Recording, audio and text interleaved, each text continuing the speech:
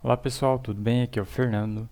E nesse vídeo a gente vai estar dando uma dica sobre como a gente pode utilizar as principais estruturas de controle de fluxo, que são os famosos bem conhecidos if, else, for e while, aqui na linguagem R, que vão servir basicamente para a gente estruturar, um código de R, um script, de maneira mais eficiente e menos repetitiva. Então aqui a gente vai focar na sintaxe desses controles de fluxo e também como utilizar eles de forma prática, certo? Então, primeira coisa que a gente precisa saber para utilizar os controles de fluxo são os operadores lógicos, e como utilizar esses operadores lógicos em testes lógicos.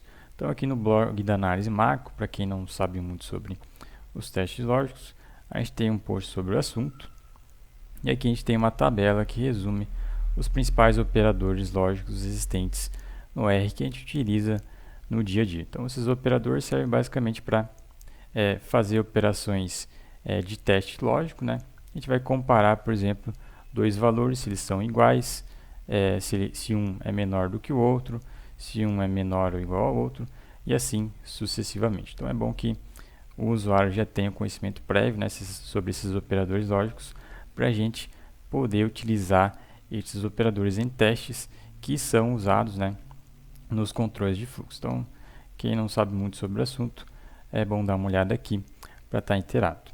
Então, voltando aqui, vamos demonstrar como a gente pode fazer um teste lógico aqui no R. Vamos supor que a gente queira verificar se um número é igual ao outro. Para isso, a gente pode utilizar o operador lógico igual. E aqui ele é escrito como igual, igual no R. Então, a gente vai testar se o número 2 é igual ao número 4. Obviamente, esses dois números eles não são iguais, então o R ele vai retornar para a gente, o retorno aqui vai ser false. A gente também pode fazer esse teste com strings, com texto. Então, quero testar se a palavra Fernando é igual à palavra Fernando. Ele também vai me retornar aqui, nesse caso, como as duas palavras são iguais, ele vai me retornar verdadeiro ou true. Então, beleza, aprendemos aí como aplicar testes lógicos. Agora a gente vai utilizar esses testes lógicos nos controles de fluxo. Então, o primeiro controle de fluxo que a gente vai ver aqui são os condicionantes. A gente pode dividir os controles de fluxo em duas grandes categorias, os condicionantes e os iteradores. Dentro dos condicionantes vai ter ali o if e o else. Ele serve basicamente para testar uma condição lógica e executar um determinado código se essa condição lógica ela for satisfeita. Então, a sintaxe é muito simples. A gente tem aqui a sintaxe do if. Então, a gente declara ele com a expressão aqui if. Por boa prática, a gente coloca um espaço, abre parênteses, expressa aqui a condição lógica que a gente quer testar. Por exemplo, seria 2 igual a 4. Fecha o parênteses e espaço, e aí o código, a ação que a gente vai executar se essa condição aqui entre parênteses for verdadeira.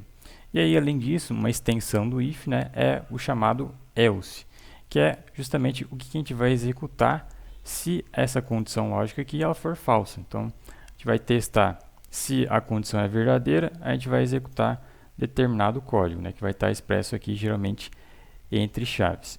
Mas caso a condição lógica retornar um falso, um valor falso, com o else a gente expressa aqui um outro código que a gente quer que seja executado. Então, a gente tem essa versatilidade de estruturar o nosso script com estes condicionantes. Então, vamos para um exemplo prático agora que a gente aprendeu aqui o básico dessa sintaxe.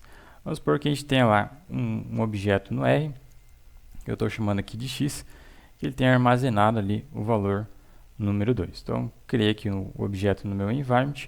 Eu quero colocar aqui um condicionante if, testar o valor de x, se ele for maior do que 0. Então, está aqui a condição lógica, o teste que vai ser aplicado. Se o valor de x for maior do que 0, eu vou executar determinado código, que nesse caso aqui vai ser o cálculo do logaritmo de x. Então, este é um exemplo muito simples, só para demonstrar como que funciona aqui esses controles de fluxo. Então, se o x, o valor de x for maior do que 0, eu abro chaves, e aqui no corpo das chaves, que é assim que é chamado, a gente coloca o código que vai ser executado. Então, vai calcular aqui o log de x. E aí, quando eu executo isso daqui no console, ele vai me retornar aqui o valor de log de x.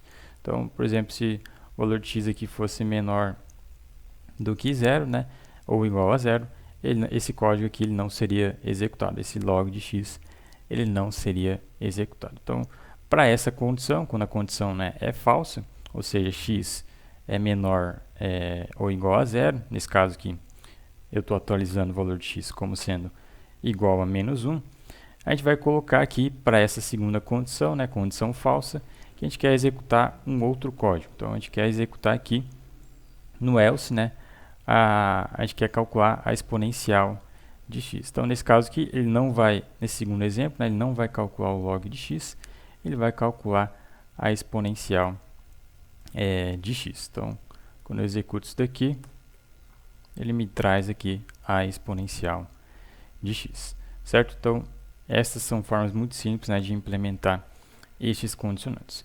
E a segunda categoria de controles de fluxo são os famosos loopings, né, o for loop e também o while, que servem basicamente para quando a gente quer executar uma mesma tarefa, ou seja, um mesmo código, uma mesma ação que a gente quer que seja executada dentro de um universo de vetores, de valores, né, que podem variar. Então, a gente tem lá um vetor com diversos elementos, né, de valores. A gente quer executar um código sobre estes valores deste vetor. Então, para isso que a gente utiliza estes iteradores. Quando a gente tem, né, uma condição aí de uma tarefa repetitiva que a gente precisa fazer. Então, a sintaxe básica do iterador for, também chamada, né, como for loop, é essa daqui. Então, a gente tem ali declarado o for, da mesma forma colocamos ali um espaço, e aí entre parênteses a gente coloca aqui o que a gente chama, né, de iterador. Então, o que está entre parênteses aqui é o nosso elemento, o nosso componente iterador. Então, para cada elemento, né, em um determinado vetor, a gente vai executar uma determinada tarefa, né, também dita como iteração. Então, a gente vai repetir um mesmo código, né, diversas vezes, ou seja, a gente vai fazer iterações, a gente vai repetir essa mesma ação para cada elemento dentro deste vetor especificado aqui na estrutura do for, certo? Então vamos para um exemplo prático, né, da vida real. Vamos supor que a gente tenha lá um objeto data frame com algumas colunas, né, pode ser diversas colunas.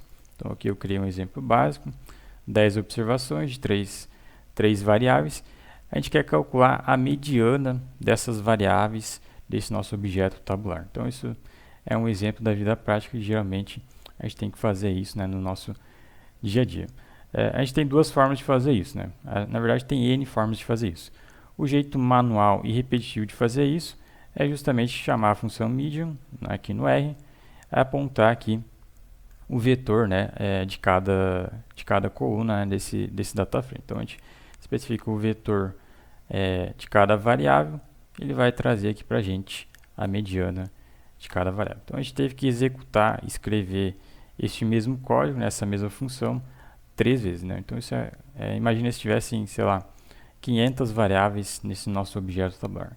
Então isso seria impossível a gente escrever manualmente, né, esse código, tomaria muito tempo, seria ineficiente. Então para isso que serve o chamado for, a estrutura de controle de fluxo, né, for, também conhecida como for loop. Então a gente vai, nesse caso aqui, fazer a iteração dessa função median, né, de calcular a mediana, nessas 3 colunas que a gente tem aqui nesse nosso objeto, né, tabular, nesse nosso data frame.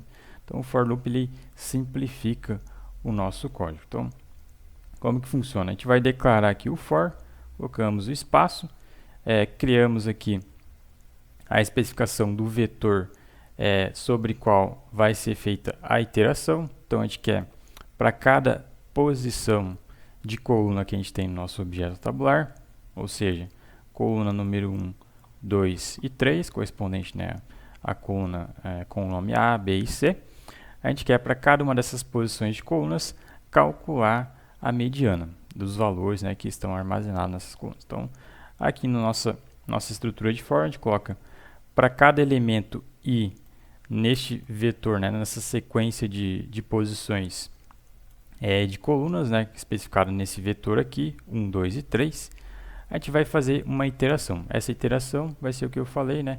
Aqui declarado entre as chaves. Então, na linha de baixo aqui a gente coloca, a gente chama o objeto dados, que tem o data frame, e aí coloca aqui o subset, né, para pegar ali a coluna, a posição da coluna para cada iteração. Então, na primeira iteração, a gente vai pegar a primeira posição do objeto, né, data frame, né, a primeira coluna do objeto data frame dados. Então, a gente vai pegar essa coluna, calcular a mediana e, por fim, imprimir o resultado, né, no console.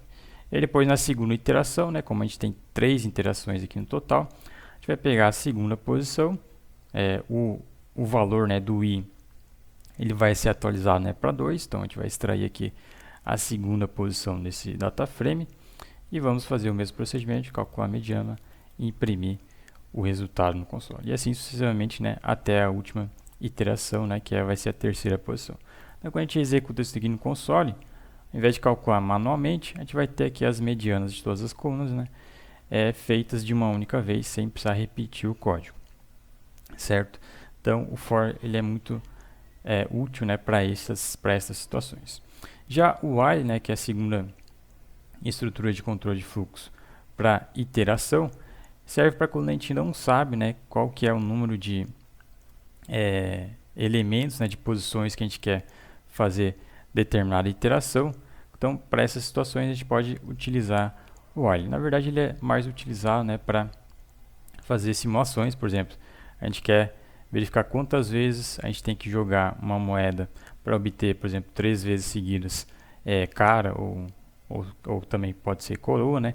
Então, para essas situações de a gente precisa fazer simulações, a gente pode utilizar o while. Então, aqui a gente vai fazer não um exemplo de simulação, mas um exemplo simples para demonstrar a sintaxe básica, né, e a utilização aqui da estrutura do while.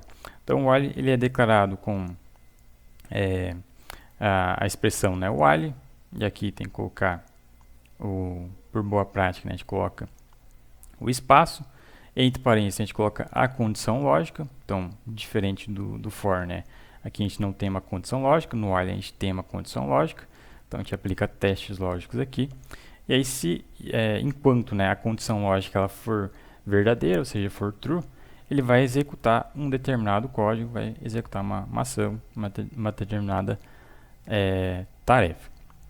Então, a sintaxe básica do while é esta. Então, vamos supor que a gente queira imprimir no console enquanto, né, um determinado valor for menor ou igual a um outro determinado valor. Então, é esse exemplo que a gente vai colocar aqui bastante simples. Então, a gente vai criar aqui um objeto i com o valor número 7.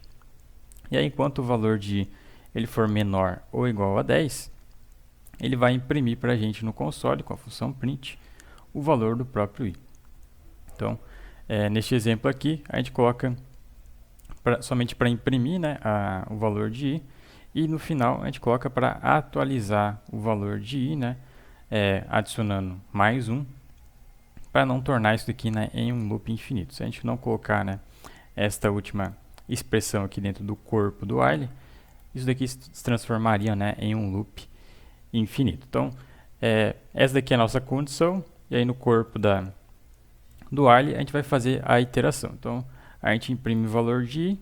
Então, na primeira iteração vai ser impresso o valor 7. Na segunda iteração vai ser adicionado mais 1, né? Então vai ser impresso o número 8. Vai ser adicionado mais 1.